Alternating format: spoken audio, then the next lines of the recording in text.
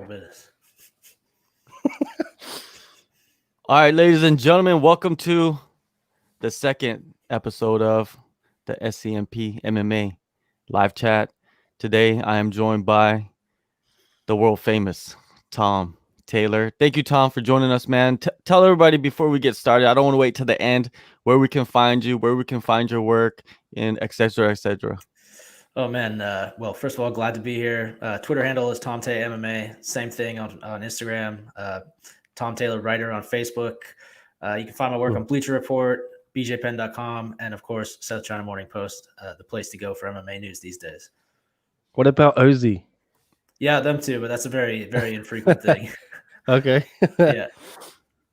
All right. We also, of course, every show we have the DJ, the guy behind the ones and twos, the producer, Nick Atkin. Thank you, Nick, always for coming on and helping out. Now, Thank you. let's let's get it started, man, right away. Last week we did or a few days ago actually, we did cover the Ortega Korean Zombie fight, but I wanted to pick Tom's brain about like where does the Korean Zombie go from here? We know where Brian's going. Where he's gonna go fight for the title, but the Korean Zombie, man, the career that he has had so far, and like where does he go? What are the matchups? Does he need to evolve? Does he need to find a better suited coach for himself? What does he need to do, Tom, to elevate to the next level, or do you think he's near retirement? Well, I certainly don't think he's near retirement. In terms of evolution, like we discussed a few moments ago before we got started here, he's already so good at everything. It's kind of hard to imagine him, taking a break for X amount of months and coming back and being just exponentially better at something because he's already so well-rounded. His hands are already so good. He's so fantastic on the ground. One thing I will say, though, is that, as tough as that loss to Ortega was, we talk about these layoffs that the Korean Zombies had. Obviously, those are kind of unfortunate. He's lost a lot of, years of his career to these layoffs, but he's also, the silver lining is that he hasn't fought a lot of ranked featherweights at this point. He has fought some, but he never fought Max Holloway, hasn't fought Calvin Kattar. So there are some fresh matchups out there for him. And I think maybe, one or two fights against, somebody that he hasn't fought yet, and he could be right back to where he was before this Ortega fight.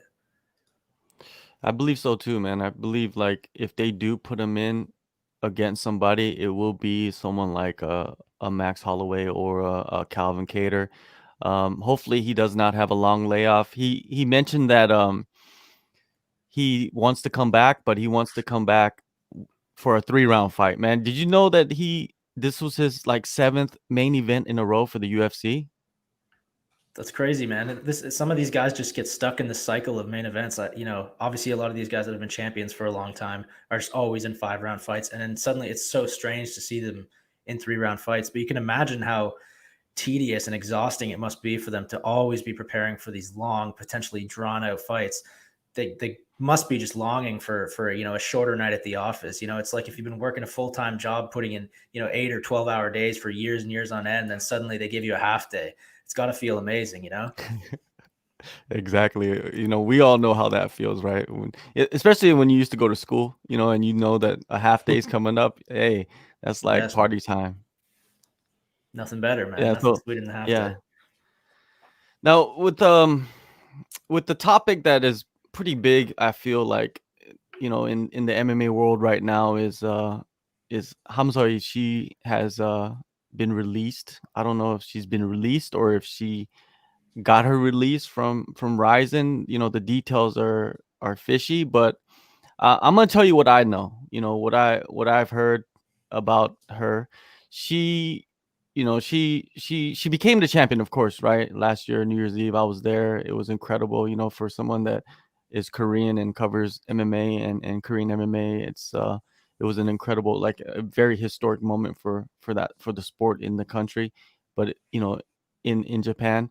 Now with her, it didn't seem like when I asked around, at the beginning of the year, I was like, when's Ham gonna come back and fight and defend her title? Either with Road FC or Ryzen, and from what I heard, it was like maybe at the end of the year. So she was gonna take a long layoff, man. I don't know why she was going to do that. I didn't think that she was injured or anything like that, but maybe it had to do something with the legal battle with the manager that she was dealing with in Japan.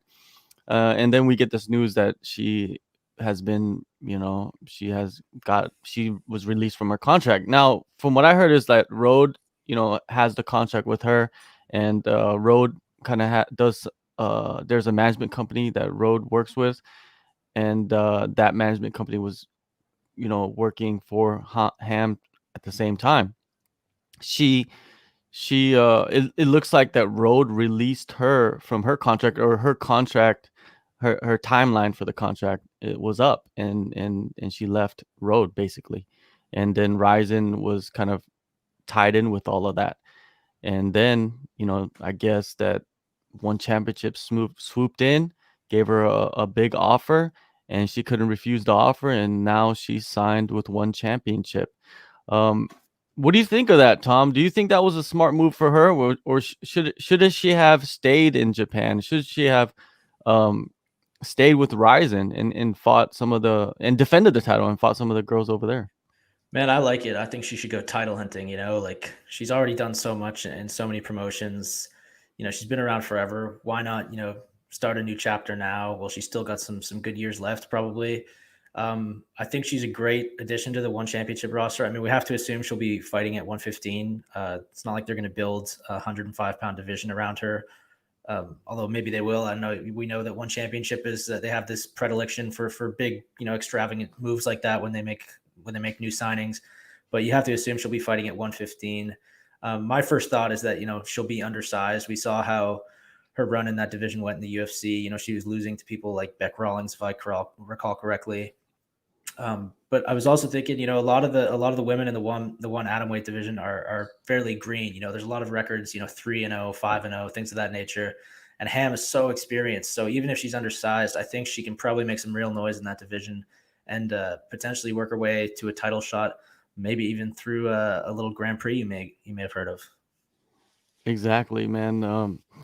Yeah, it's interesting because when the news got out that she was released by Ryzen, everybody's speculating like what's gonna happen next. I heard things about retirement, and then people are talking about, oh, she's gonna go re-sign with the UFC, and I always felt like that was never going to happen. She went to the UFC one time already, and you see what happened. I mean, it's just the size difference, the strength difference. It's apparent, right? And maybe it could be different. She is a completely different fighter now. She is, like, if you look at her striking, much better. It seems like she has much more power in her punches. But then when you get in there in the cage with these girls that are cutting down to 115, man, it's another story. So I feel like this is a great move for Ham, and financially, One Championship is gonna pay her a lot.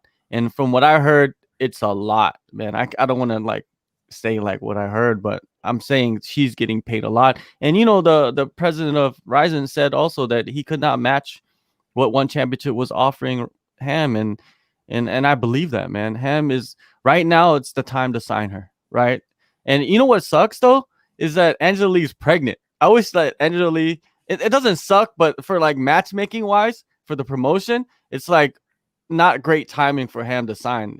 Let's say it was like 6 months ago, or maybe a year later. Yes, it would have been great. But now, we don't know what's going to happen with that. Because if Angela Lee was able to fight, I feel like she could overstep Denise and get a title shot. Do you think that, Tom?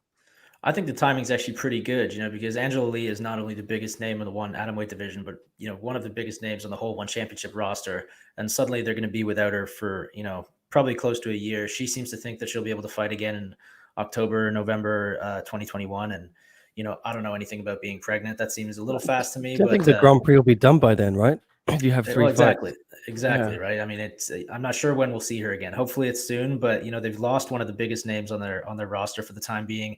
What better time to bring in another established name, sort of bring some eyes to that division that's suddenly without its champion. And, right at the time they're plotting this Grand Prix too. I think the timing is kind of ideal, actually. Now, I know that you did a podcast, Nick, on this topic, and have you heard anything from anybody, any sources about Ham and when she will be debuting? I heard it soon. I heard they could be announcing something in the next couple of weeks. I think it was soon because, yeah, I'm lining up an interview with the big boss man, Chatri, and I think I'll be asking him about that. So if he's willing to talk about it, then it should be soon. Could you just pronounce her name again for me? Because I feel like I've now been butchering it forever. Can you say it? Well, it's Seo Hee. Okay.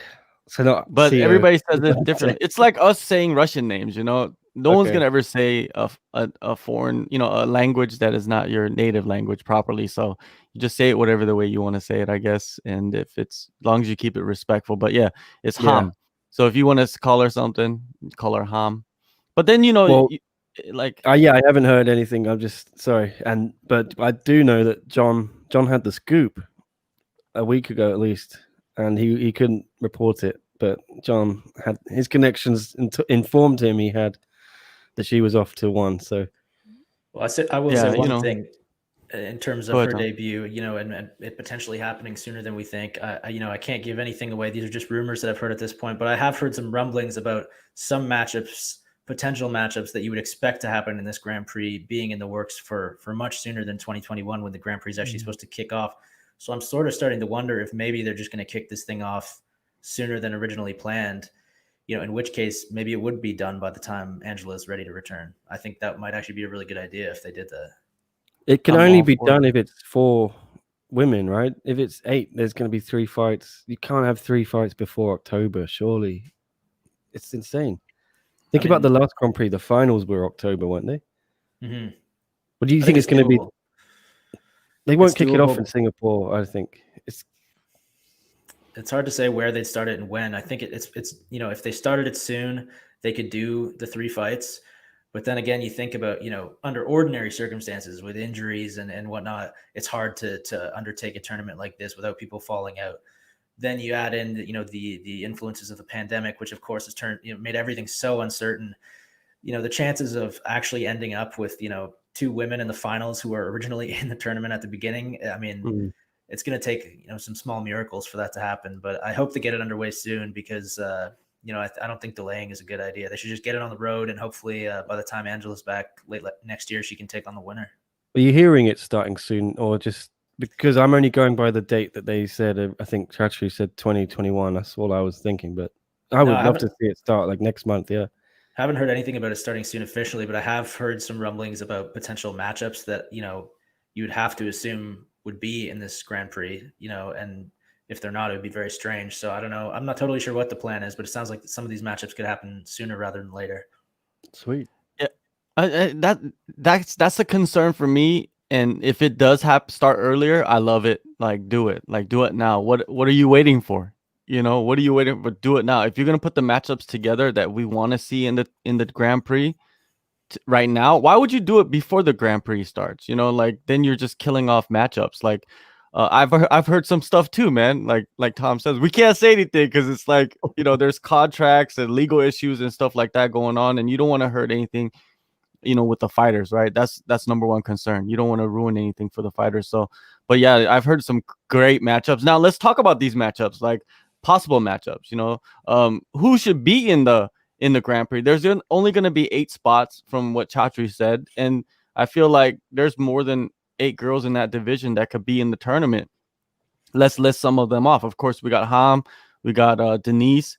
I feel like Ham and Denise would be the number 1 seed. Would be Ham. Number 2 seed would be Denise, vice versa. You could switch them back and forth, whatever you want to do. But they need to be on the opposite side of the brackets. Who are some of the names, Tom, do you feel like deserve a spot on this tournament? Those 2, as you said, obviously shoe-ins. The tournament wouldn't be complete without them, and there would be an asterisk attached to the entire tournament if those 2 weren't in it.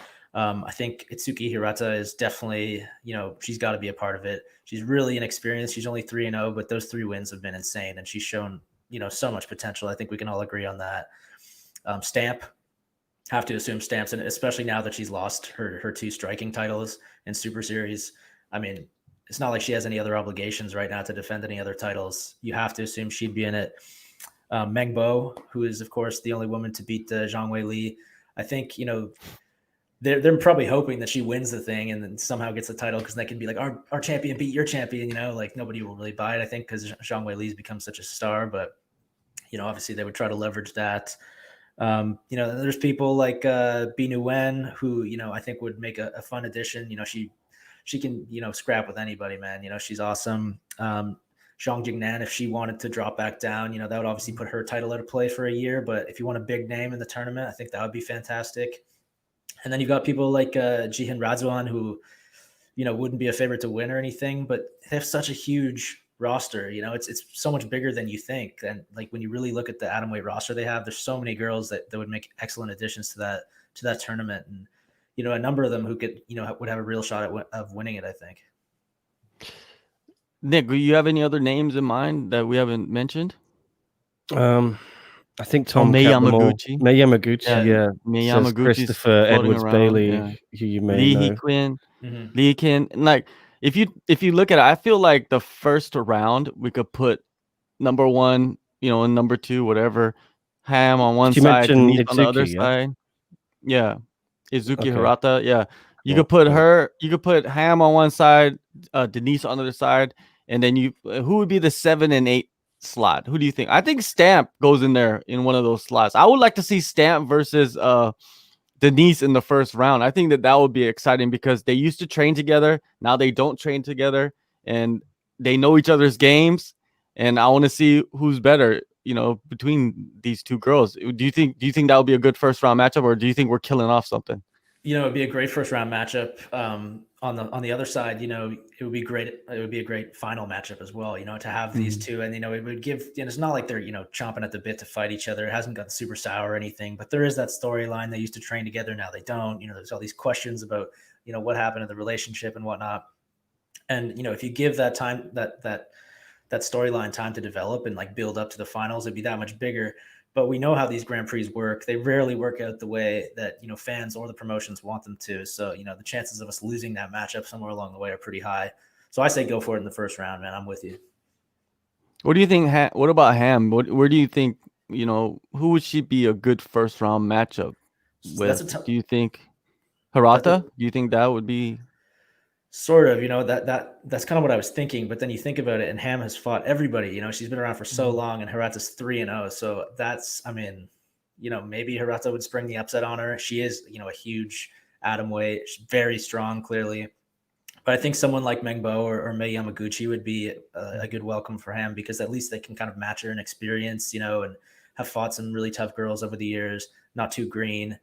Yeah, I think that would be my choice. Somebody like Mei Yamaguchi for her. But it would be hard to slot her at like the number 7 spot. You know, a Mei Yamaguchi. I figured that she would be in that fourth slot, 5th slot, right? She'd be right there in the middle somewhere. Yes, it's very exciting, and if they do decide to start this atomweight tournament at the end of this year, I love it, man. I would love to cover it and talk to the fighters and see what happens, man. And at the end of the rainbow, they got a shiny belt, and also they got a title shot versus Angela Lee. And that's what, at the end of the day, that's what we want to see. We want to see who wins this Grand Prix and who's going to face Angela Lee, right? And a lot of people are, you know, it was Denise Zamboanga for a long time, but now everybody sees Ham signing with one championship, and they're thinking like, man, that's an incredible fight. And also if Ham, she goes off and wins that Grand Prix and wins the title and beats Angela Lee, where do you rank her? You know what I mean, Tom? Where do you rank her among the women in history in this sport? You know, like the GOATs. I mean, that would be huge for her legacy. You know, obviously, just beating Angela Lee, you know, in its own right, that's an impressive feat. But you just look at, I mean, just look at what she's done. She's literally fought everywhere. She's fought all over the world. She came to the UFC, back to Japan. You know, and now to one championship. She's really been hopping around between some of the best promotions in the world, fighting everybody. She's not always winning, you know, but at this point, there's not really even any question that she's, you know, not only a trailblazer, but a real legend of women's MMA, an unheralded legend. And winning a tournament like this would be just huge for her legacy. But, you know, would she? I'm not totally sure, man. You know, she is getting up there in age. She is smaller. Denise does have a huge upside. You know, we do have like girls like Itsuki who I think could really surprise people, and just, you know, I mean, Itsuki for me is the dark horse in that tournament, just based on what I've seen of her. She's only fought a few times, but she's just so strong, and her grappling looks so good. I don't think you can really count on any woman in this Grand Prix, winning for sure. It's just there's just too much talent. Yeah, WMMA Scene Now, he commented and said that his biggest concern for Ham is the girls they're going to be much bigger, and we've seen what happened with her in the UFC facing the bigger girls, you know what I mean, a weight class up. Um, but maybe Ham's going to put on size, you never know what she's been doing since last December, and maybe she's been in there, and I've seen a lot of videos of her in strength and conditioning. She's been focusing on that a lot and building her body up, so maybe she's grown into her body at the right moment, and this is what we're going to see. But yeah, it's an uphill battle for her in many aspects entering this Grand Prix, but she is still one of the favorites, just like Denise. And I love that it's a combination of someone like Ham, who is experienced, who has multiple titles across multiple promotions, and you got someone like Denise, who is just so vicious and still kind of green in her career, and they're able to maybe fight each other in the future. It's going to be really, really exciting. Someone mentioned that Ham she should fight B Nguyen in the tournament, and I could see that. You know what I mean? B, she's been in there with some of the best girls in the division, and she's fought in other promotions stateside, so maybe that would be an interesting matchup in the first round. Yeah, I could see that happening. You never know. But yeah, like, doesn't matter. Any matchup is going to be fun to watch, and we're going to find out in the next couple of weeks what exactly is going to happen with this Atomweight tournament, if it's going to start sooner than we anticipated, or it's going to start in January or February or whenever they decide. But yes, at the end of the day, Angela Lee is going to be sitting there. She's going to be watching the whole thing, and it's I would like to see Nick interview Angela Lee after every show to get her thoughts. Maybe that could be a concept that you could have with Angela Lee during her pregnancy, catch up with her, and after every show during the Grand Prix, you get her thoughts on what exactly happened in the matchups and get her analysis. What do you think, Nick? Is that a possibility? That's a fun idea. Yeah, maybe I'll check it out. Yeah, we're all about ideas over here, man. We're all about ideas. Now, that's money, if you're watching, that's money. Yeah, that's money, exactly. Yeah. Now, if you're watching, if you got some comments, if you got some ideas, anything you want to talk about, anything you want us to talk about, just put them in the comments, and Nick will put it up there, and we'll get to those. Of course, the next thing is this weekend, UFC 254. Is this the biggest fight in light heavyweight history, like Dana White likes to say in every show? Tom, is this the biggest one? This lightweight title fight? Yeah. I mean, I don't know, man. There's so many big fights at lightweight, and it's recency bias. Like we've talked about. The Conor versus Khabib fight was, in terms of mainstream appeal, surely bigger than this one. Maybe not as competitive, but surely it generated more kind of mainstream buzz. And I know Dana said this is trending to be the biggest fight ever, but he says that every 4 months. I mean, I don't buy that ever anymore. Sometimes when he says that, the cards turn out to be pretty successful, but as of yet, nothing has topped that Khabib and Conor card. Is it the biggest in terms of, just like the competitive side of the matchup? I mean, it's up there. This is one of those fights where you look at it and I keep flip-flopping, you don't want to pick against Khabib because he's been so dominant. And then you kind of think about Justin Gaethje and the things he's done recently and the tools that he has. And you're like, well, how the hell can I pick against him? That doesn't feel very good either. I can't sleep on that either, So competitively speaking, it doesn't really get any better than this. MMA has come such a long way. You have all these guys who are just so good at everything, perfect cardio, so strong. And then you have like just the two perfect examples of that and Khabib and Justin. And I mean, it's fantastic. I mean, what else can you say? I love the mentality of Justin Gaethje heading into this fight. Whenever he's asked a question about Khabib or this matchup, he just says all the right things, and I believe him, man. For some reason, I believe him. But at the same time, if I'm gonna put $1 million on this fight, I'm putting it on Khabib, though. You know what I mean? Like, you gotta think of it like that, right, Tom? You gotta think of it. If you had $1 million on this fight, where are you gonna put your money? And are you gonna take your chances with Justin Gaethje? Of course not, man. That'd be like betting against the sun rising tomorrow. Like Khabib, that's all he does. He wins. You're really going to bet against him stopping now. it seems like, perhaps the stars are aligning for his first loss. You have this kind of perfect looking challenger with all the perfect skills, the takedown defense, the chin, the power, the cardio, the pressure. But at the end of the day, he's still fighting Khabib, the guy who beats everybody and makes it look easy. So if I had $1 million, I mean, that, first of all, it'd be very nice. I probably wouldn't be betting it. I'd probably buy a house or something. But you wouldn't be here.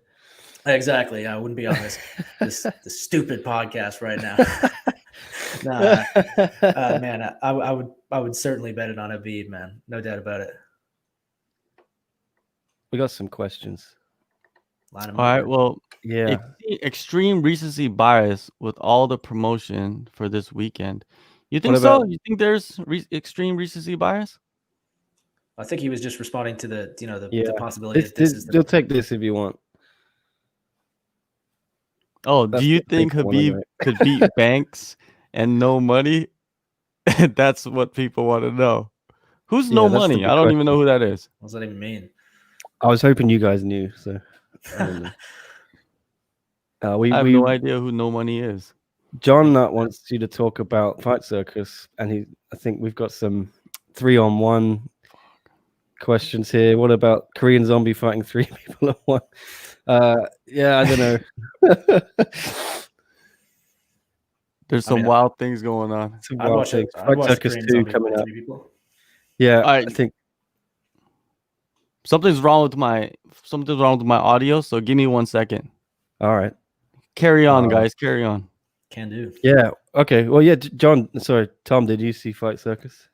Yeah, I caught the highlights after. I couldn't watch it because I was working, furiously as it was happening. But you can always count on John not to do something special, man. He's the most interesting man in the fight game, I would say. One of the best in the business. And, can't go wrong with partnerships with Cam Soda. The second you align yourself with an adult webcam business, you have my attention. So, yeah, I mean, the guy's doing awesome things and an awesome. He's got some fun fights lined up for the next one, which was November 15th. Although I think I saw John posted that the date has changed. Forgive me if I'm wrong. Let us know what the new date is, John, if it has changed. Yeah, John. Yeah, can you guys hear me? Yeah, all good. Yeah. Hey, John, shout out to John, man. He's a pioneer of MMA on this side of the world. No one can take that away from him, man. He's doing things that nobody would ever think about doing. You know what I mean? Like he is the creative mind behind so many incredible fights, events, man. I've been to a few of the Full Metal Dojos. I wish I was at the Fight Circus, but I can't. We can't fly anywhere. You know what I mean? If we come back, I have to do 2 weeks quarantine, and Thailand has 2 weeks quarantine when you get there. So that's a month of your life in quarantine. I don't know if anybody would sacrifice that. So, but anyways, John says the weekend of the 21st, November 21st. That sounds like a great time to have the events. I think that's Thanksgiving weekend. None of us are Americans, so we don't even have no idea what's going on. So I guess it's Thanksgiving weekend. I don't know, but possibly in America. And Cam Soda. I didn't even know what Cam Soda was until John was working with them. You know what I mean? Kind of. But is it free? Is it free? Like the site? I don't know that much about it, I swear, but I do know that it's like an adult webcam site where I'm sure all kinds of heinous things happen. The big question is John gonna have a channel of his own on Cam Soda that we can pay for? That's the question that we want to know the answers to, John. So tell us whenever you make a channel for yourself, then let us know. We'll promote it on all social media and everything. Let's get back to talking about Khabib and Justin Gaethje, man. This fight, man. I've been flipping and flopping too, man, on this, and if I did not have any money on the fight, I would take Justin Gaethje. I think I like the mentality and just his overall skill set and how he has evolved in the last couple fights, and he's a guy willing to take chances, right? And he can submit you and he can knock you out. And he said in the presser that if he doesn't stay off the fence, then he's screwed, right? And that's true. And I like that mentality, and I think he's able to wrestle well enough to stay off the fence and keep it in the wide open. And we've seen that Khabib, he's just a master on the fence, but kind of, guys can compete with him in the open mat, with the wrestling. So I think Justin Gaethje, if he's able to circle out and use his footwork properly, and stay away from that cage, keep his back off that cage, man, I think that Khabib's gonna have a rough time. And also, you gotta look at the factor of Khabib coming into this fight with a lot on his shoulders, man, with a lot of pressure, of keeping that undefeated record, and also his father passing. I mean, that's another level, man, right there. A lot of guys, you've seen a lot of guys enter fights after their father or a loved one passed away, and they do not perform well. Just mentally they're not there. And is Khabib there mentally? Even his training partners are pulling out of fights, and I don't know, man. It's just there's a lot of factors here, and I would love to just, if I had someone else's money, I would put it on Justin Gaethje. Let's just say it like that. Fair enough, man. You mentioned Khabib's father, and then other people throughout the history of the UFC that have had to deal with tragedies like that. The first thing that comes to mind to me was Jake Shields after his father died when he fought. I think it was Jake Ellenberger, and that didn't go well for him. He got knocked out, and that was the first time we'd seen him lose like that, and maybe ever. So these things can have a real tangible effect on the outcome of a fight. And you watch the interviews of Khabib, and he says he's feeling good mentally and physically, but he's acknowledging the fact that this has been the hardest year ever, he said, and another thing that jumped out at me too is Javier Mendez in an interview mentioned that they hadn't really talked about it, as they're leading Khabib through this camp. They haven't really addressed the elephant in the room, which is the death of his father and his mentor. And that, that seems like, it could be a problem. If he's internalizing all of this, there's got to be all this energy, all this sadness that he's just kind of, just sitting on, and you just never know how that's going to affect him in the cage. And it just so happens the guy he's going to be in there with is an absolute animal, just this blizzard of violence. Not the guy you want to be in there with if you're having an off night. And Justin Gaethje, he's the epitome of of proving people wrong that, only the best fighters are in the UFC, man. This guy came from WSOF, dude. Who was watching that, really? Not many people, right? That's why they folded and became the PFL. So Justin, man, he is a guy that, that has evolved and shown everybody that there's talent out there, and you should watch the other promotions to see who's there, and never underestimate, just like Eddie Alvarez, he also came in from Bellator, won the title, and many other guys, guys from Strikeforce, a lot of guys from Strikeforce came in and won the title. Never underestimate these guys. And I think having a mentor like Trevor Whitman, man, I think Trevor Whitman, he's so underestimated and overlooked in this industry as him being such a phenomenal coach, man. I think he is top 5 in the world. Where do you put Trevor Whitman, Tom, as coaches in this industry? I mean, he's right near the top, man. The sport has evolved so much. There's so many more. There's so many good fighters now, but it's affected the coaching side of the game too. There are so many fantastic minds in this game now. Back in the day, there was just a few of them. There was Greg Jackson and Firas Zahabi, and there weren't really that many other guys. But nowadays, I mean, there's all these thinkers, all these guys that understand the technical side of the sport and game planning so well. And he's a perfect example of that, And there's Henry Hooft is another good one right now who's really seemed to come into his own down there in Florida. There's some amazing coaches right now, and we're really seeing the effects of what good coaching has on a fighter in a way that we hadn't before. This is the best time to be a fan of this sport. It is, man. And also, if you look at Safe at Fortis MMA, and you look at what's his name? The guy at CSA, the head coach of CSA. You look at, man, so many guys across the board that are just, you see Mark Montoya, man, it's as a fighter and just internationally too, you got Eugene Behrman and you got the Hickman, bro. You got so many guys, you got Sean, you guys, so many guys out there, so many coaches that are up and coming coaches that are really good right now, and then established coaches that are at the top of their game. And as a fighter, there's no better time to be a fighter, man. You could basically select where you want to go and who's going to be the best fit for you. You don't have to stay in your gym, at some local gym where there's 5 fighters. You don't have to do that. You could go out and find the perfect match for you. And there's so many guys out there that you could reach out to. Nowadays, you could reach out to anybody, man. It's just so easy to keep get in contact with coaches and other fighters and be able to dab. And I was talking to Alex Hernandez recently, and he actually went from his smaller gym, his smaller, like where he started off, and actually transplanted himself to Denver to work with Mark Montoya. But before that happened, he was going to different locations and spending a week here, a week there, and kind of like finding the best fit for him. And I feel like now you can do that the best. I mean, especially if you do have the funding and the sponsorship to help you out, it's an incredible time to be a fighter, man. And we're seeing the best fighters, and evolution of fighters more than ever. Do you think so? Do you think that we're seeing the evolution of fighters more than ever, like guys kind of switching up their styles because, working with a particular coach or a particular team? And, we talked about Brian Ortega earlier.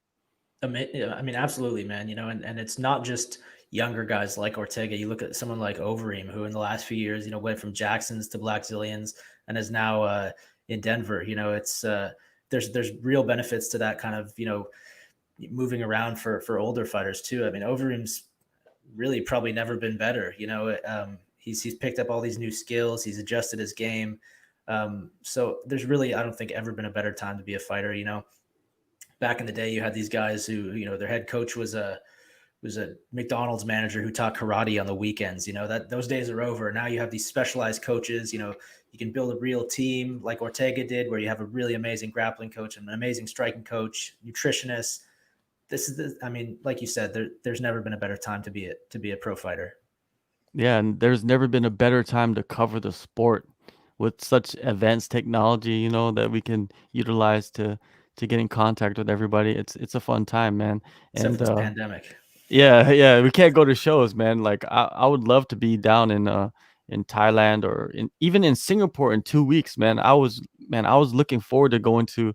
A lot of people don't know, I've never even been to a one championship show. The last time I was gonna go, which was the Century show, that tornado or that typhoon came in right before I was about to get on my plane, and they shut down all the travel. And I was just like, damn, man, it's just like I can't get to the one championship shows ever. Like I lost money in that transaction. The hotel didn't even give me a refund. So Japan, your hotels suck. You guys don't give me refunds. There's a typhoon coming. Anyways, any questions we got in the chat? Yeah, we got a really important one here from James Lynch, who was our guest on the first one last week. I think this one's directed at Tom. I can only guess. James says, "Great show, boys. Non-MMA question. It is for Tom. Have you ever been to Kettleman's in Ottawa? And if so, what's your favorite bagel?" Yeah, Kettleman's, for those that don't know, is a bagel shop in Ottawa. It's Montreal-style bagels. If you don't live in Canada, you probably don't know either that Montreal is famous for its bagels, and Ottawa is kind of little taste of Montreal bagels. And it's amazing. They make the bagels in the fire right in front of you. Favorite bagel? I go for the breakfast bagel a lot when I've indulged a little bit too much the night before. Pizza bagels are good. James, you're really impressing me with your Ottawa trivia. I know you mentioned you lived here for a little bit, but Kettleman's, that's something that the only people who have really gotten into the nitty gritty of Ottawa know. So my hat's off to you, man. We'll have to get a bagel one day. I think there's a question for me. Would you be able to reveal when the interview with Chatri is released? Hasn't been set up yet. It's got to go through a PA for him. He has a personal assistant. Hopefully this week or next, obviously, before the show. That would be ideal. Yeah, we'll keep you guys posted as soon as I get that lined up. And if you have any questions for him, maybe we can do it live like this and people can ask questions, although that could get crazy out of hand, I imagine. Any other questions here? Oh, we got some more comments about Kettleman's. Let's see. Before we get to this one, let's go to the other comments about Kettleman's. Kettleman's. Cole Shelton loves Kettleman's as well. Oh, okay. It's a must-stop. Man, I guess we got to go to Ottawa, Nick. We got to do a trip and go visit Tom one of these days, and he has to take us to Kettleman's and get us a breakfast bagel. We'll take James's advice. Nothing better. Tom tells me it's pretty cold over there that ways, so I'm fine here in Hong Kong where it's 30 degrees or whatever, and it's nice and chilled at the moment. We'll get you a nice little North Face jacket, one of those Himalaya jackets, and we'll get out there in Ottawa and go hiking and go camping. We're gonna go That's why, you know, Tom's nickname is the lumberjack. You know, there's a reason for that. That's it. You- Gotta watch it for Tom, bears though. you're also writing a book, aren't you, Dave Leduc, the autobiography? So John was asking you, what's up with the book? Yeah, can you give us any more information on the book, when it's out, Yeah, all that man. stuff? We've started the kind of interview and research process, which so far is just, you know, he and I spending hours and hours and hours on the phone together. I basically, you know, I have to learn the entirety of the guy's life in a short amount of time. I'm lucky in the fact that I already knew quite a bit about him. And we're from the same neck of the woods. You know, he lives in the town over from Ottawa, so I knew quite a bit about him already, and we've always gotten along well. So we're starting in a good place. But as I said, the research calls have begun, and we've paused for a couple of weeks as he gears up for this fight with Cyrus Washington, which is now just a couple of weeks away. Everybody tune in for that. It's going to be awesome. And then once that's over, we'll get back to the research, and then hopefully within a couple of months I can start writing, and hopefully, you know, midway through next year we'll have something to show you guys. There's another Ottawa question, if you're happy to answer it. Sure. From Steppy a lot, who was watching on the Fight Companion last week. Just asking you, who are the top prospects in Ottawa? There's Jeff Chan, who's in one, I think, the MMA Shredded YouTuber. I don't know the local scene. Yeah, who should people look out for from Ottawa? Man, that's a good question. You know, I used to work at a really old school gym in Ottawa called Ronin MMA that has since gone under. And when I worked there, I was totally dialed into the Ottawa MMA scene and really the Ontario MMA scene. But lately, I have not been paying as much attention as I should. And, you know, with COVID the way it is right now, there's not really any local shows happening anyway. Not a lot of opportunities for these guys to fight, unfortunately. But, you know, in terms of talent in Ottawa, there's not a ton, I don't think, at any given time. It's more concentrated in Quebec. Obviously, Quebec is a real MMA hub with TKO MMA and people like George St. Pierre coming out of there. But you've inspired me to start paying more attention to the Ottawa scene again. So that'll be my new project for the next little while. There you go. We're all about inspiring people that come on the show. So that's beautiful. great to hear. And let's get to that one question about the Rising title. Yes. You see it? Okay, this is from WMMA Scene Now. What is the ideal fight for Ryzen's super atomweight title? Hamasaki Asakura 2. What do you think, guys? Tom, that's a tough question, right? Because a lot of them have fought each other already, and they also fought for the title or held the title. What do you think? Do you think Hamasaki Asakura should be the fight? Off the top of my head, that would be the one. Like you said, it's kind of hard to imagine anything that isn't a rematch. I'd like to see them sign some new people, you know, and you know, they've shown they're not opposed to Grand Prix tournaments. Maybe that's the way to do it. I don't know. Sign some new blood and see who comes out on top. I would watch that. I'm not sure. I'd have to look at the roster a little more thoroughly. Yeah, I think that there is no choice. We need to see Hamasaki Asakura too. You know, if Ham was the champion, there was so many fights to line up, especially if she continued to win. But with her out of the picture, it's just a toss up. But the only logical one is what WMMA Scene is recommending is Hamasaki Asakura 2. Now, how would you think that fight plays out? You know, if it does happen again, Tom. Man, I don't know. What do you think? I think Hamasaki's just too crafty, man, and I think she just holds this mental advantage over all of the Japanese atomweights. I just had that feeling, you know what I mean? Like she has this aura about her that it's almost she's unbeatable against all of the Japanese girls that she competes against. And I don't even think she's lost against a Japanese, you know, fighter in you don't know how many years. And yeah, we did miss out on Ham versus Reina, but I thought Reina would have got crushed. You know what I mean? I don't think Reina's ready. If she would have maybe got a little bit more experience, maybe another year or two of just continually fighting, maybe she would have a chance. But I think, you know, at this time and moment, if they did fight, Ham would crush her like she did to everybody else.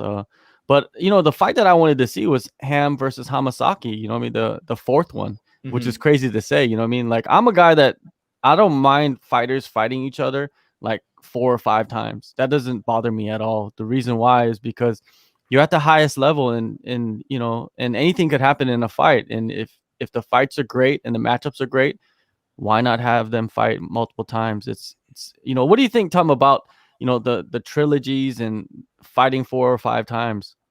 Yeah, I'm all for it. Like you said, with the caveat that both guys or girls are still, at the same phase of their game. If the rematch is necessary, then by all means. But then you have the other examples where, Tim Sylvia and Andrei Arlovsky fought each other, I don't know, 4 or 5 times. And, the fourth time they fought, you don't need to see that anymore. Even if the outcome is different every time, I've seen these guys fight. It's not like this is really relevant to the heavyweight division anymore. But yeah, in theory, why not have guys fight 3 times and even 4 times? Think of all the amazing trilogies we've had over the years. You telling me you wouldn't want to see, a 4th fight between JDS and Cain Velasquez or something? Maybe that's not a good example because Cain kind of stomped him in those last 2 fights. But there have been some amazing trilogies, and these trilogies that have been fairly competitive. Why not have a 4th fight? Why not have a 5th fight if it's been competitive? Yeah, I completely agree. Now, what else do we have, Nick? Okay, this one I think we can all weigh in on. Just asking about Khabib and Connor's tweets. Yes, from Mystic Gam, how annoying are the tweets from Connor about the Khabib fight, which happened 2 years ago? Yes, it is quite annoying, isn't it, guys? Yeah, I'll let you go Shut first, up, Tom. Brady. You're the guest. Yeah, well, the last one I saw was Connor on Instagram with the little photoshopped image of him riding into the Oh my Khabib God. and Justin stare down on the jet ski. I'm assuming he tweeted more, which doesn't surprise me at all. I mean, we had to know that this was going to happen. In fact, I'm shocked that it took till Wednesday of fight week for him to start piping up and getting the Twitter fingers going. And I hate to break it to you, Mystic Gam, but there's going to be probably a lot more before this week's over, and certainly immediately after the fight, no matter what happens. I think it's safe to say that Connor will be very active on social media, posting all kinds of things about the winner, potentially, offensive things about Khabib and his team. We know this is the stuff he likes to do. He likes to keep his name in the headlines. So yeah, annoying for sure. Unexpected, absolutely not. I'm surprised that Connor hasn't docked his boat in Abu Dhabi on Fight Island and just kind of crept up on the in the hotel. It just started to cause some ruckus, man. I'm surprised he hasn't done that. And the funny thing about Connor is that, man, he's a $100 million man, probably worth more than that. And he's double champ. He's been at the top, right? But he still wants attention, which is kind of funny to me. Like he still craves that attention. I feel like that's why we're never going to see Connor retire ever. You know what I mean? There's always going to be the talk about Connor coming back, and especially with these tweets. And it's just like he's almost jealous that Justin Gaethje is fighting Khabib. Do you feel the jealousy, Nick? Do you feel it through the tweets? Maybe. It's Connor doing Connor, isn't it? He was doing the same after the Poirier fight and in fight week.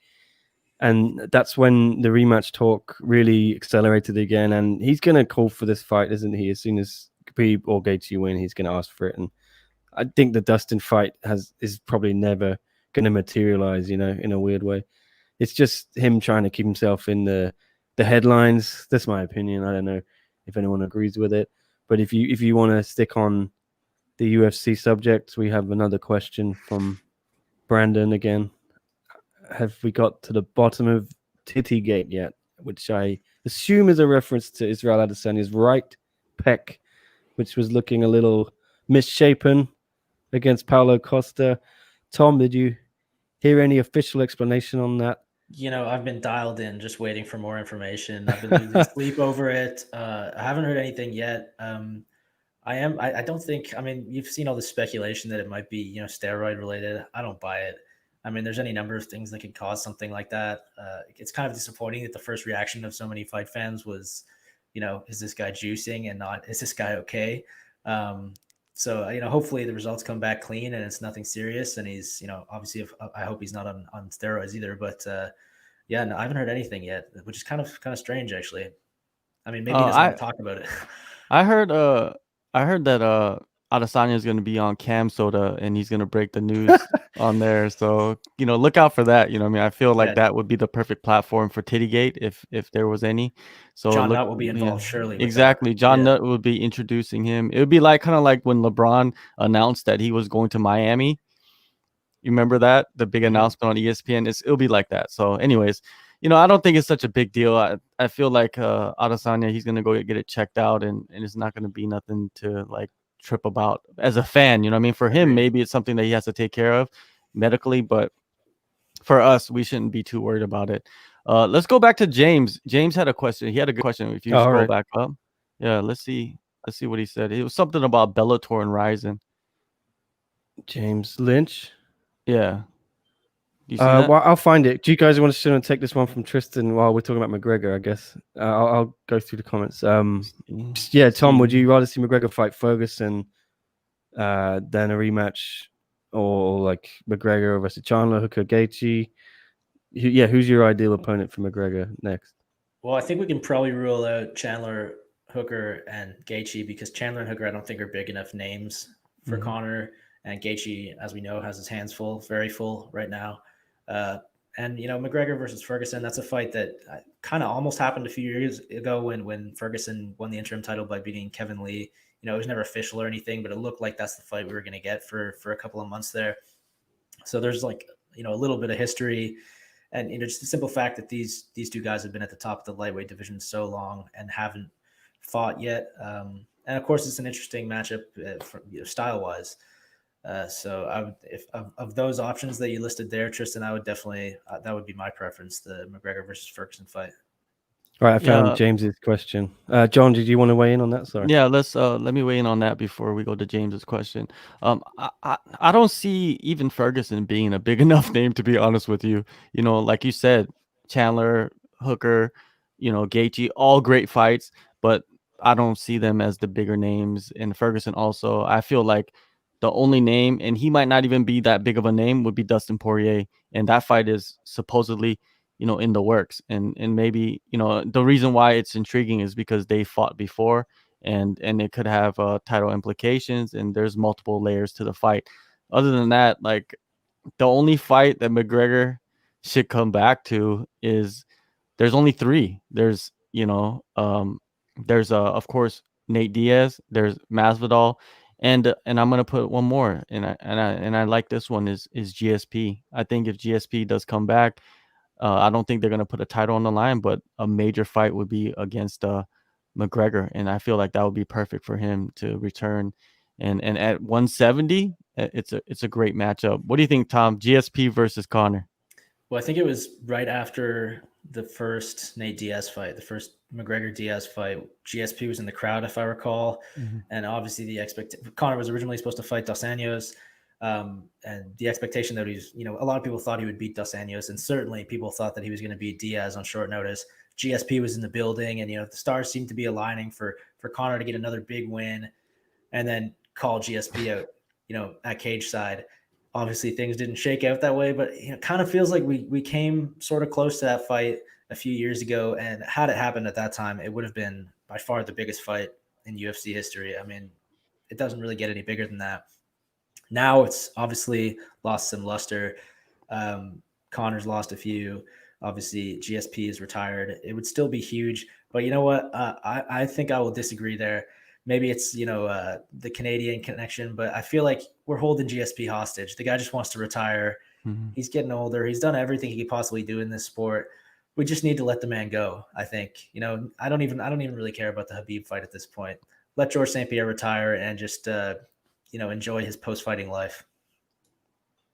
There you go. Now, what was James? There we go. James's I question found it. is, amid all of the Kettleman's chat, James was asking MMA with COVID-19, do you think that puts more challenges in place for more Bellator Rising cross-promotion fights going forward? Definitely, man. It's just in Asia, there's the 2-week quarantines, unless you have like a green lane or I think it's the green lane. That's what it's called, right? Right, Nick? Is it called the green lane? The green lane, indeed. Yeah, it's the green lane, like or the green mile. travel. Yeah, like the green. Yeah, it's the green 5,000 mile, right? And and the travel bubble. And if you're coming from North America or Europe, they don't have that. You know what I mean? I don't think so. Not at the moment, and they barely have it in Asia. So it's going to be very hard for Bellator to come over to Asia and do any kind of co-promotion. I'm pretty sure Ryzen would love to, and maybe some of the Japanese fighters can go over to the States and compete, without the 2-week quarantine. But coming over back to Asia this way, it's gonna be a while, man. And it sucks too, because I feel like they were building this great relationship with each other, and they do have a past, and they trust each other, and you know, you have that Horiguchi, you know, he had the championship, he had the title in Bellator, and I feel like they want to run that back eventually with somebody else like a Archuleta. And you see them talking trash back and forth with each other, you know, some of the Japanese fighters, some of the rising fighters with the Bellator fighters, and I like that. That's fun, and it's like a new horizon. No pun intended. What do you think, Tom? I mean, you covered it pretty well. Just logistically, it's just not easy to travel internationally at all, let alone that difference from the US to Japan. As you suggested, I think it would probably be easier to get some Japanese fighters to the United States. You know, we've seen just with the shows that Bellator has done recently, and that certainly that the UFC's done, they have been able to fly in some international fighters. But I think, you know, it's going to be a lot more difficult to get American fighters to Japan. And, you know, the other thing too is, I don't know if you covered this, but if you fly these people, these Japanese fighters to the US, I mean, they might have a hard time getting back to their home countries these days. You know, it's such a, I mean, it's such a complicated situation these days, and a promotion with, you know, a deep pocketbook like the UFC can kind of handle a lot of these challenges and stuff just by throwing money at them. Bellator is pretty well positioned for that, but, you know, Ryzen obviously has money too and stuff, but the smaller these promotions get, the less and less possible it's going to be for them to you know, move their fighters around and bring fighters in and fly fighters out. So I don't see any co-promotion happening between those two organizations for quite a while, until this subsides a little bit. Man, we got a lot of questions coming in. Let's get on those, Nick. Yeah, my computer's momentarily frozen. So if you, Tom, Okay. if you just keep talking because you're on screen, just say got one. something nice. Yeah, Right you there. bring it up. All right, here we go. All right, here we go. Right there. Andy Whitelaw. He's got a question. What kind of numbers do you think McGregor versus Poirier does? What do you think, Tom? Well, I think at this point, McGregor's still, you know, the cash cow for the UFC. When his name's attached to a pay-per-view, when his name's on the poster, it's gonna clear 1 million. Like we kind of alluded to earlier, you know, Poirier is a pretty good, pretty high-profile matchup for him, but it's not Khabib, it's not Justin Gaethje, it's not Jorge Masvidal. I'm not sure, you know, that it would cross 1.5, but it would certainly blow past 1. I think the longer McGregor goes without having a title, the lower his numbers are going to get, and he certainly needs to find a way to keep himself out of trouble outside the cage. I think a lot of people are starting to get a little tired of that. But at this point, I mean, you put his face on a poster, that pay-per-view is going to do at least 1 million. So that would be my prediction, somewhere in the 1.1, 1.2 million range. I'm gonna go with 10 million. You know, I think the pandemic, you gotta, that's the juice right there, the pandemic juice. 10 million. He's gonna break the record, and then Dustin Poirier is gonna go in there and dismantle him and make himself the biggest star in the MMA world. That's what my prediction is. Here we go. You heard it here first. That's what's gonna happen. 10 million.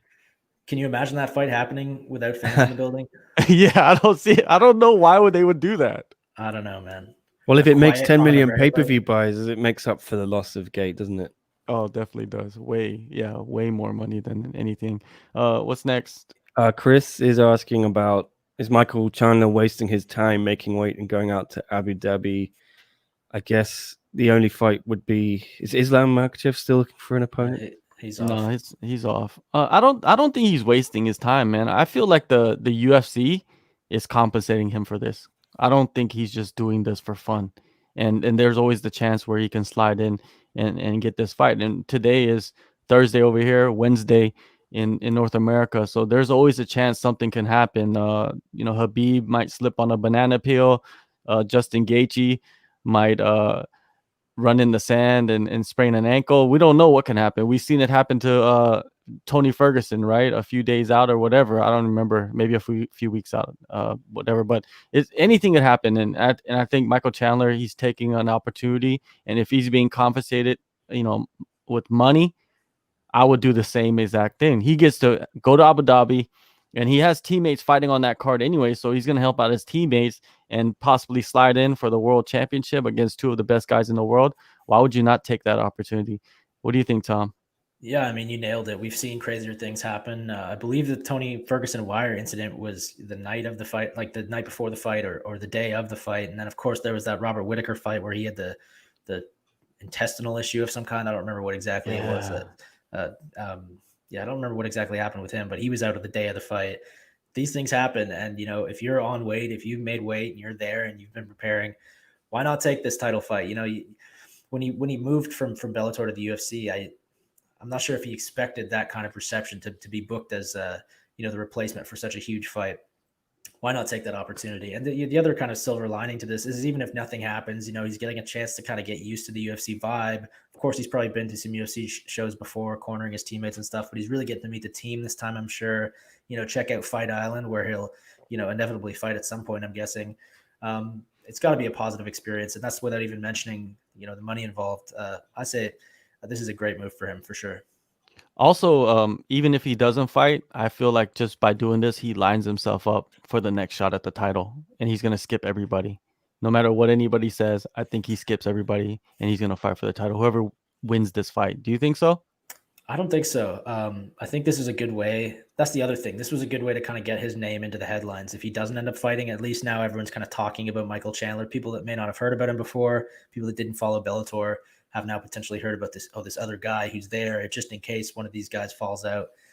So it's generating some buzz about him. If he doesn't get this short notice opportunity, though, I would say, he's going to have to take another fight. I would say, I just don't think he has enough mainstream traction quite yet to challenge somebody like Khabib, particularly if Khabib wins. The next one will be his 30th fight. He'll be going for that 30-0 mark. Full respect to Mike Chandler, amazing fighter, but I'm just not sure he's the right scale of opposition for Khabib's 30th fight. What about this? I think you guys talked about it briefly earlier. Yeah. What do you think the numbers will be for UFC 254? Asks Mystic Gam. 9 million. I think it's gonna be 9 million, and then Connor versus Dustin Poirier 2 will 10 million break that record. Come on, man. I don't care about the pay-per-view numbers, right? Like I don't understand the obsession with pay-per-view numbers, right? It's like people complain about fighter pay and then they're obsessed with pay-per-view numbers. Like that doesn't matter to me. I just want to see great fights and that's it. Like pay-per-view numbers is pay-per-view numbers. Yes, it will benefit the fighters because they get pay-per-view points. But for us, I don't know what predicting pay-per-view numbers does for anything. Like I want them to get 20 million pay-per-view buys. What do you think, Tom?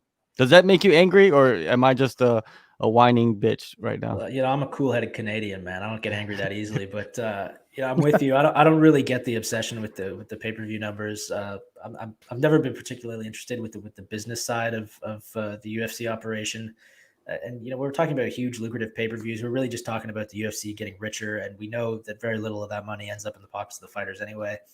But to humor you, Mr. Gam, I would say probably 900,000 at best. Khabib is a big star, but yeah, I'm not sure. Maybe past the 1 million mark, but biggest pay-per-view ever, like Dana suggested it was trending to be. He said that earlier this year too, and it only ended up doing 700,000 or something.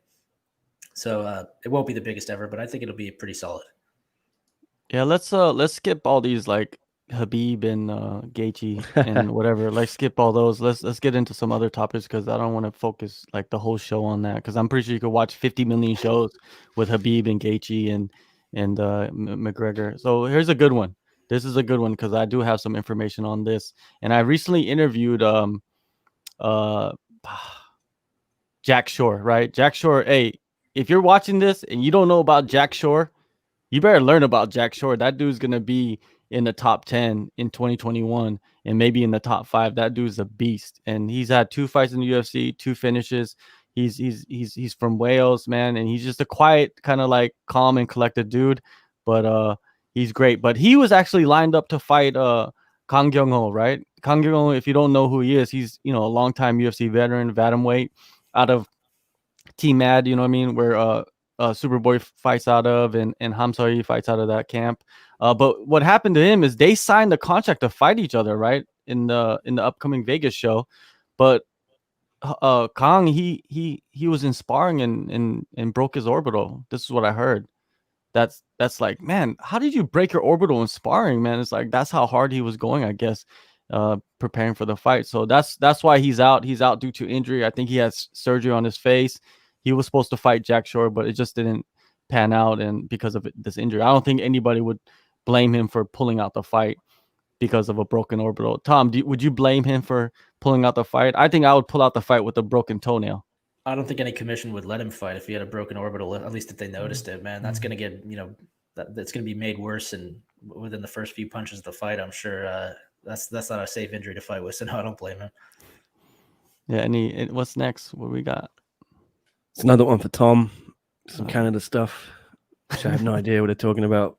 From Seppi a lot again. Tom, got any info on progress being made towards pro combat sports in Ontario, Canada at large during COVID?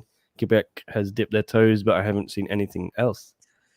Well, I mean, things aren't good COVID-wise in this part of the world. We're just going through a big second wave. So I think, even though we were making some progress on that front over the summer, I think we can probably wave goodbye to the prospect of any shows happening here for quite some time, unfortunately. Maybe early next year, but I think for the moment, we're going to stay on pause in terms of combat sports shows in this part of the world. It's from Tristan. Do you guys know if the Islam and RDA fight will headline the November 14 event? It was recently rescheduled for this date. Well, I saw I think it was Kombache or something that broke that news, and they also didn't know. So I think that's still a mystery. It would certainly be a fair headliner, I think, for that card. I'd have to look at the lineup for that card. I don't know if you want to pull that up, young Nick, but yeah, I mean, unless there's a way bigger fight on that card, that strikes me as a pretty solid headliner for a fight night. Oh, I completely agree, man. I would love to see this. I would love to see Islam get that, that main event slot, the headlining slot. I feel like he's been screaming and yelling for a great matchup, and why not, against RDA, who has headlined multiple times, former champion. Was he a former champion of 2 divisions, right? No, just No. the lightweight division. Okay, just lightweight. Why did I get mixed up with the welterweight? I thought he was like the interim champion for some reason. He challenged for the interim. He fought. Oh, that's right. That's right. Well, anyways, it's a big matchup for Islam, and I feel like he deserves the attention, and they should give it to him, man. And it wasn't his fault that this fight, got canceled. It wasn't even RDA's fault. It was COVID's fault. Blame COVID. Anything happens, blame COVID. And they should make this the main event. Do you got the card? Do they have a main event? It's not on Google.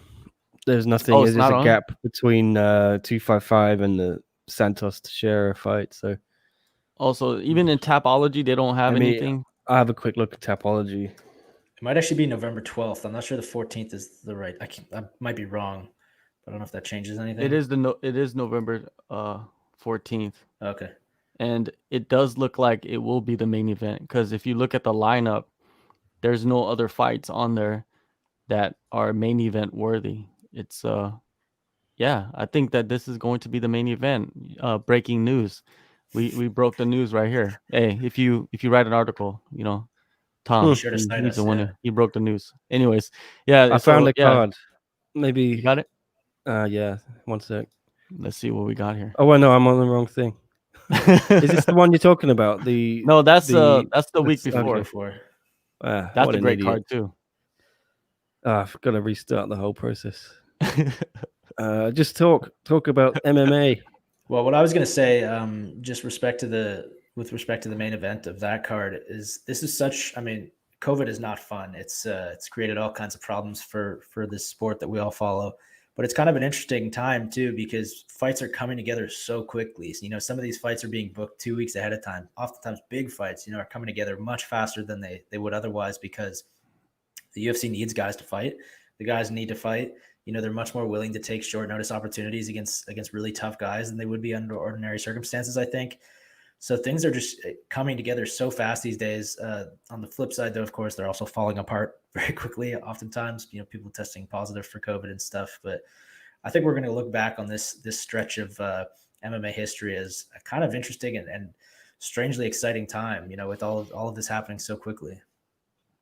If you look at this card, it's clear that this would most likely be the main event. I don't see anything materializing before then. What's more interesting is Kanako Murata is debuting in the UFC on this event. I'm very interested to see what she can do in that strawweight division.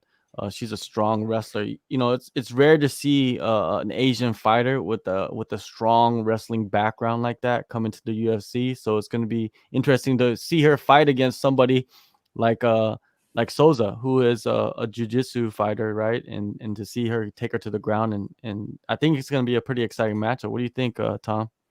Yeah, I agree. And just looking at that lineup, there's quite a few interesting fights there. I saw Julian Marquez is fighting. When did he fight last? I feel like it's been a long time since he fought. Am I crazy? Yeah, it has been a long time. Yeah, and Kay Hansen, there's some fun stuff on that card. Yeah, I hope that's a weird matchup right there, though. Kay Mhm. Hansen, who is a young prospect, versus Corey McKenna, who's coming off the Contender Series, another young prospect. I'm just wondering, like, why would you put them against each other? I like that Kay Hansen debuted against Jinyu Fry, right? That was a good matchup, a veteran Mhm. versus. I would think Corey McKenna should have been matched up against somebody that had a couple fights in the UFC to test her, but I guess it's just the COVID era, man. Like, That's it. matchups are just coming together, and if you sign the papers, they're gonna put you in a fight against the person. It's weird, man. Super weird. But yeah, man. So this one, what's next on the line? What we got here? Oh, okay. We got Mystic Gam was asking about Connor and Khabib, so we're gonna, because John is so angry, he doesn't want to talk about Connor. Maybe Yeah, later we if we don't have time. Yeah, We got John's another paid one our for bills John. years, man. Yeah, we got other things we could talk about. For John, hypothetical. Road FC comes back 2021. Who fights for the Atomweight title? Park Jong-un versus who? I don't even think I don't think they should introduce a Atomweight title. I think that they should just have some of the prospects fight for a couple times this year. They've had the ARC events, right, in the closed, like a studio, and I've been to a few of those shows, and they're doing a good job of building some of these younger fighters up and having them fight in these like 3-minute 3 rounds, which go by so fast, right? So it puts a lot of urgency into like your game planning and how you finish a fight. And they have unique rules, like you could only be on the ground for 30 seconds or they stand you up. So it's crazy to watch, but I think it's gonna be a good experience for the younger girls in the atomweight division.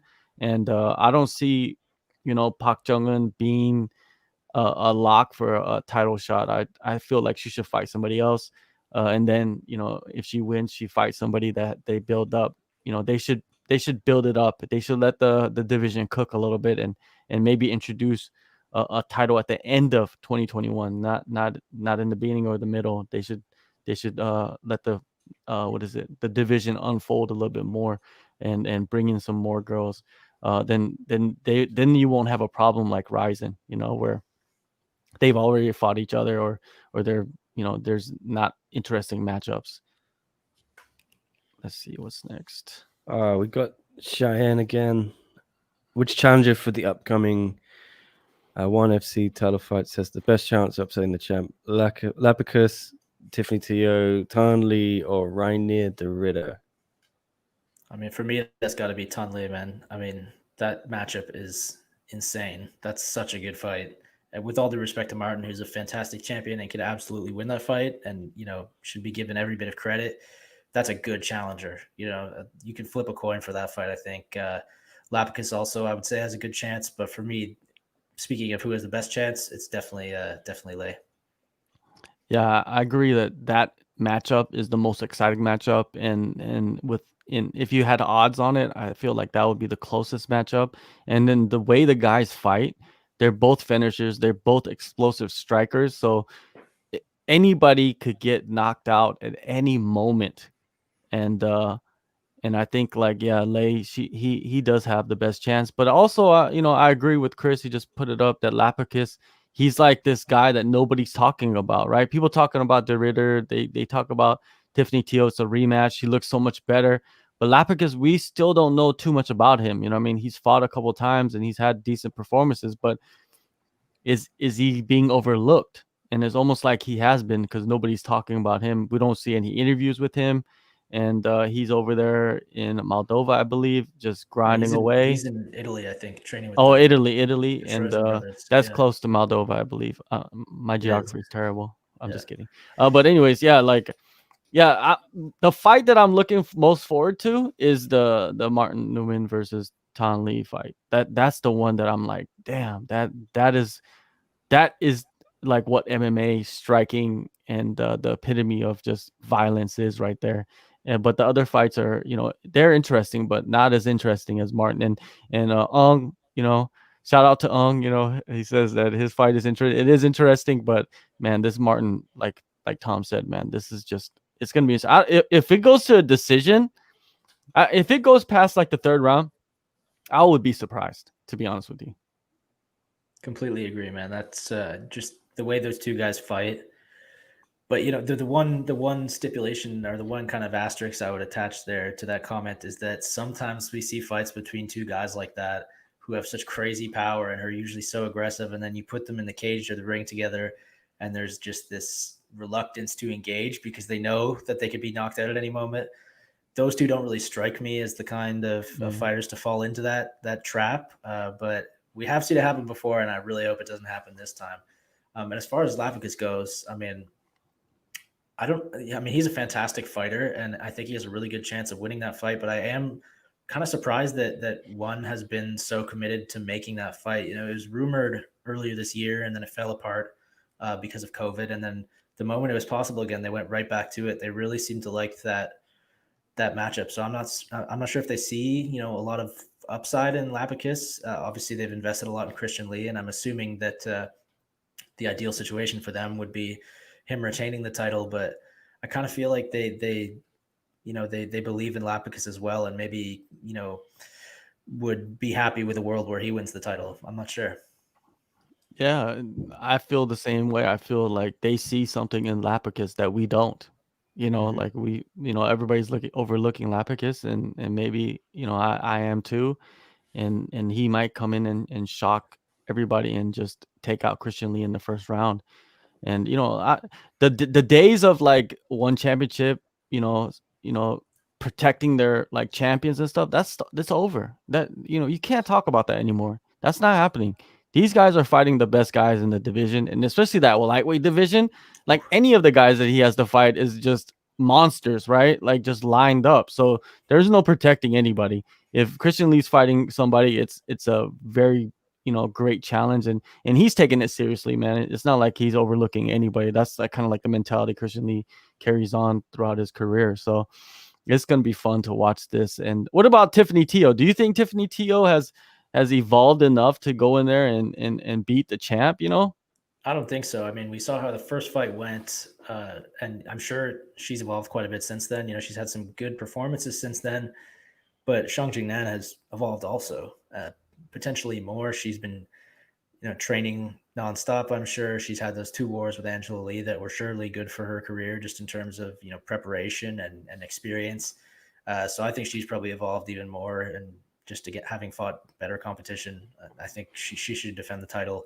If we're talking about the opposite, we're talking about champs most likely to defend their titles, I would say it's got to be her on that card. No disrespect to Tiffany, of course. Nick, do you have a interview lined up with Tiffany tomorrow, right? Yeah, John and I think, are going to be doing a little live show, a trial run of. We're going to line up 3 or 4 guests to just one after the other, knock them down. We're just going to preview the Inside the Matrix card. I think we got Coach Mark Sanjao first up. Then we got Antonio Caruso, who's fighting Edward Falayang in the, I wouldn't say prelims, but it's one of the first 2 fights on that card. And then Tiffany Teo, is the third guest, trying to slot someone else in as well. But John and I will be hopefully talking a bit of smack in between guests as well. Just trying out a new live show. See what people think of it. Ask your questions if you want to log in and like this one and jump on. We'd really appreciate your support. Yeah. What time like what time is that? It's going to start at 9:30 a.m. Hong Kong time.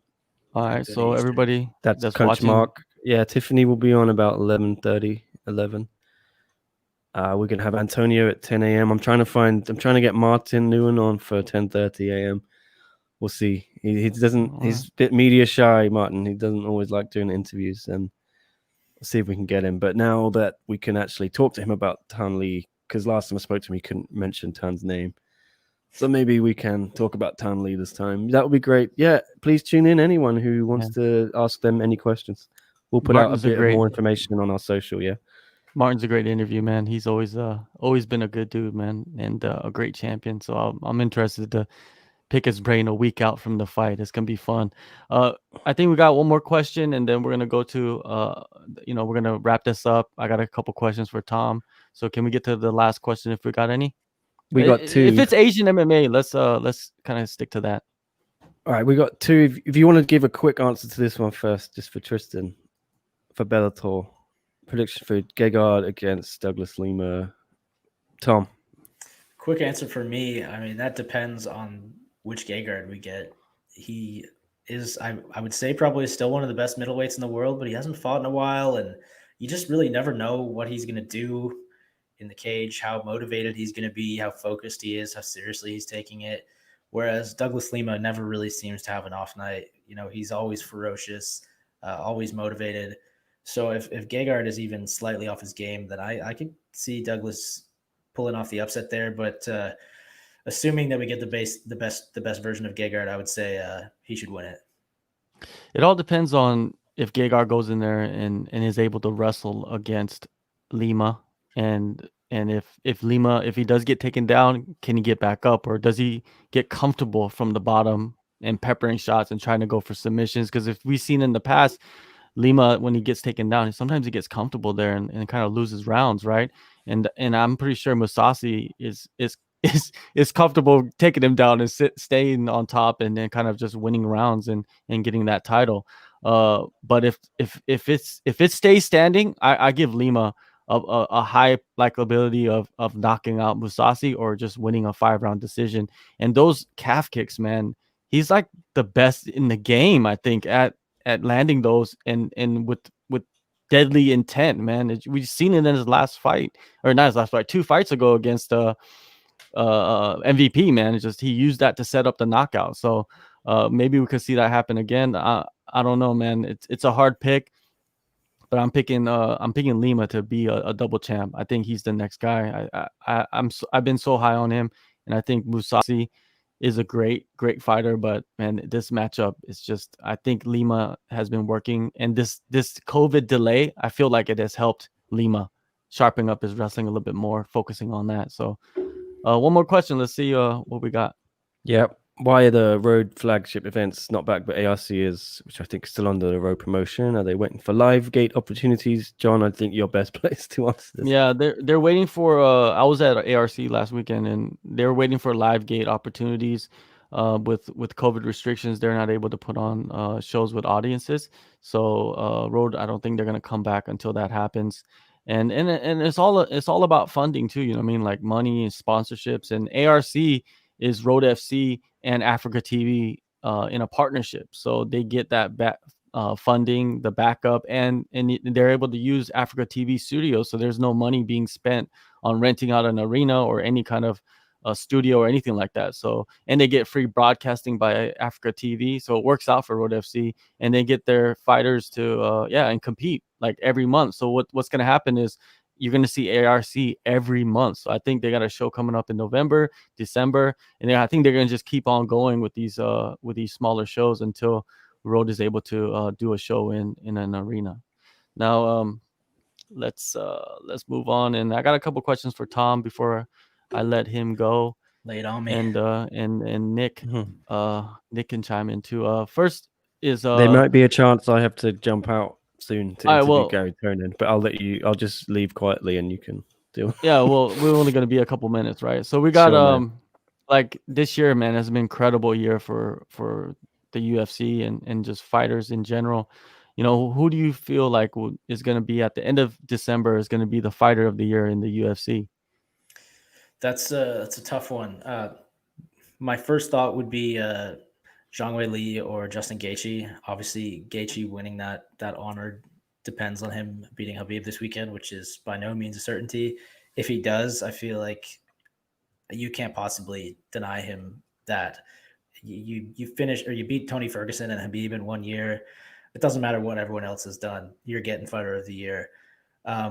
if he loses, I don't know that you can give it to Zhang Weili just because she only has had the one fight this year. So my pick would probably be Jan Blachowicz, just for kind of, I mean, the Corey Anderson win was nice, but just for kind of taking advantage of John Jones leaving the division and capitalizing on that opportunity and beating a guy who'd only been beaten once in Dominic Reyes and a guy who had never been knocked out. You know, he knocked him out, which was impressive in its own right.